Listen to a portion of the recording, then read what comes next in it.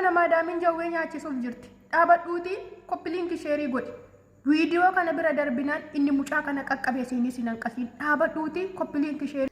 Waan baay'ee nama gaddisiisu carraa shamarran biyya Arabaa jirru. Akkuma viidiyoo jalqaba argaa jirtanii obboleettii keenya kuni akkuma nama kamiyyuu nan dalagadha jettee biyya isheerraa biyya Saawud Arabiyaa deemte. Mucaan kun erga deemte dallaalli isheellee silkii jalaa cufateera jechuudha. Madaamin ishee immoo jawwee nyaachisuudhaaf yeroo baay'ee jawweetu mana keessa jira.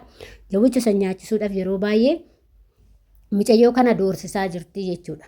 Ashamaa akkam jirtu hordoftoota kabajamtoota koo nagaa keessanii ani nagaa kooti galata waaqayyoo siinlee baga nagaa taatan baga jiraata siin jecha egaa hordoftoota kiyya kan warroonni mana kanaaf haarawaa taatan sabskiraaybii gochuudhaan maamila ta'a. Itti aansuudhaan immoo viidiyoon kun akkuma isin bira ga'ee sheerii godhaatii namoota dhimmi ilaallatu biraan ga'a. Keessattuu ijoollee Saawud Arabiyaa jirtan adaraa keessan mucayyoo kana mana sanii baasuudhaaf yaalii godhaa isiniin jedha. Akkuma obboleettiin keenya dubbatte gaafa yeroo geemiin jiru yeroo akkasumas immoo wanti tokko wanti garaagaraa jiru ijoolluma mana madaamii qimamootuma mana madaamii yaaman jechuudha. Garuu gaafa ishiin rakkatte immoo irraa dheessan namni ishiidhaaf sagalee ta'u hin jiru. Namni ijoollee keessattuu ijoollee biyya ormaa qimamoottii mana madaamii jirtu sagalee ta'u baay'inaan hin jiru. Gaafa itti barreessite isaa waan biraa taasa'u jechuudha. Kanaaf adaraa keessan isin waliif qimamoochee akkuma jirtanii ijoolleen biyya ormaa jirtan adaraa keessa waliif sagalee ta'a. Yoo isin waliif sagalee taatan malee namni sagalee sii ta'u hin jiru obboleettii koo. Atis bor waan si qunnamu hin beektu. Bor waa sirra ga'u hin beektu jechuudha. Har'a immoo dirqama sagalee walii ta'a. Biyya ormaatti jiraattee biyya keessa jiraattee biyya ormaa jiraattee hunduu miidiyaa fayyadamaa jirra waan ta'eef. Fakkeenyaaf anumti yeroo galee dhugaa dubbachuuf neetwoorkiidhaaf malee anis sagalee ijoollee keenya dhaabuu hin barbaadu jechuudha. Maaliif anis rakkina hedduu keessan darbee as biyya kiyyaatti gale. Rakkina ho'isin hin jedhu dararaan biyya ormaa waan baay'ee nama agarsiisti. Ijoolleen keenya akkaataatti dararaan sagalee ta'aaf hin ture. Ammas immoo sagalee ta'uu hin dhaabu jechuudha. Kanaaf isinillee sagalee walii ta'a. Akkuma miidiyaa argitaniin waa argitan irratti waliif postotaatii poostii godhe qaaniin hin jiru. Waliif sagalee ta'aatii akka waliif baraaru. Yoo abbaa iyyate ollaan namaa mirmataasan. Yoo gaafa nuti ofiilee keenya iyyanne wanti kun furmaata nu argachuu danda'a. Lubbuun keenyas ba'uu danda'a. Garuu gaafa nuti walitti kolfalle nuti isa sirra maaltu gaas anarra maaltu gaa jettee atillee boru yaaduu qabda. Obboleettii koo ishee biyya ormaa jirtu. Adaraa keessan walitti garaan cakkanina walitti hin jabaatina. Waan feetetti illee walitti jabaattan waan akka kanaa kanneen akka bakka keessaa ijoollee lubbuu isaanii baasuuf akka raammoo garaagaraatiin doorsisaa jiran kana irratti waliif sagalee ta'a. Waliin dheechinaa. Maaliif numatu waliin sagalee ta'uu qaba. Orma eeggachuu hin qabnu. Feemasoota jala deemuu hin qabnu. Waliif sagalee ta'e miidiyaa fayyadamta taanaan miidiyaa sitti fayyadamee sitti fayyadame. Miidiyaan maaliif sitti fayyadama? Atis miidiyaatti fayyadamuu qabda.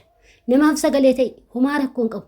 Miidiyaan hunduu mataa keetiin banattee jirta waan ta'eef wanni si daangessu hin jiru. Feemasii wanni isa aangoon kennamee si'ee fi warra feemasneef immoo aangoon dhabamee jiru.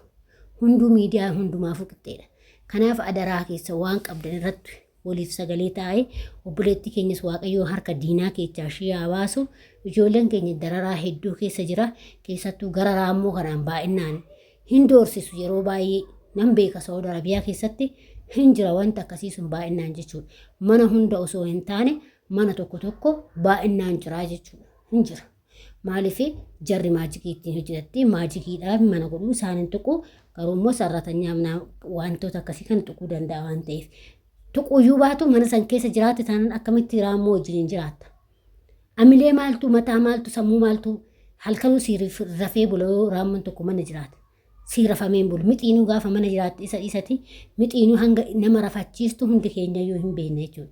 Mee halkan takka gaafa mixiin mana keessan bakkuma jiraata yaate. Akkatti surus jettu bakka si jibbisiisti shumtuu jechuudha. Riba si dhogiti.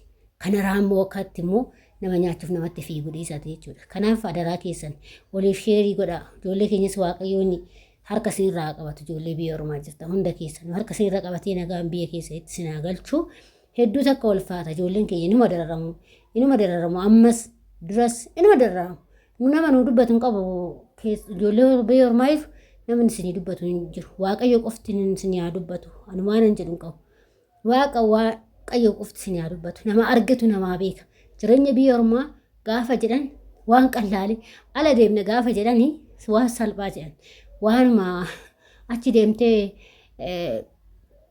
waan viillaa wayii keessa deemtee yookiin immoo fataa jettu wayii si'an garuu siqaayii ijoollee araba arginu namni tokko nagarra jechuudha.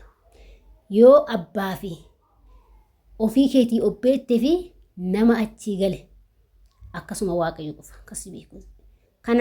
Kanaan ala ebelu na beekettee haati koo naa beekti abbaan koo naa beeka obboleessi koo obboleettiin koo naa beekettee yookiin abbaan manaa koo naa beekettee yaadin namni sii beeku waaqayyo bakka namni kamiyyuu siin beeku waaqayyo qofaa fi siitu beeka rakkina keessatti itti aansee immoo ijoollee biyya arabaati akkaataa hundi keenya wal beekna gaafa asitti dhufnu waanuma rakkina wayii nagarreetti fakkaata hunduu rakkina argeeti siqaayii hedduu argeeti kanas ga'e jechuudha kanaaf adaraa keessa waliif mirmadhaa waliif sagalee ta'a waliif iyyaa bakkuma qabda irratti yoo feesbuuk qabaatte gallakkisi viidiyoota kanaa agartee fuudhitii sheerii godhii gallakkisi tuktukii irratti gallakkisi waan qabdu irratti gallakkifadhu namni kudha yoo laale nama kurnassan keessaa tokko gargaaruu danda'a waan ta'eef namni 100 yoo laale 100 keessaa namni tokko gargaaruu danda'a waan ta'eef kanaaf adaraa keessa waliif sagalee ta'a isin jedha hordoftoota kiyya baay'ee nama gaddisiisa jireenyi biyya ormaa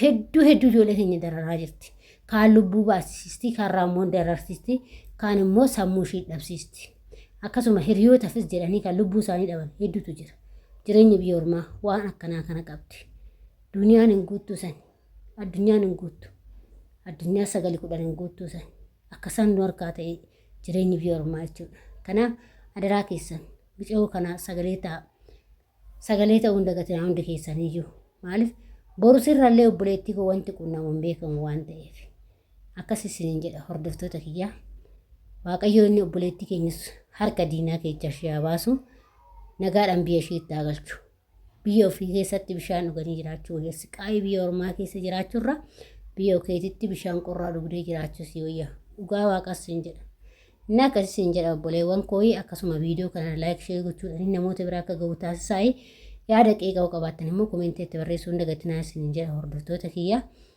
hanga viidiyoo biraatti walitti deebinutti immoo viidiyoo kanaan turtii gaarii isiniin jedha bye bye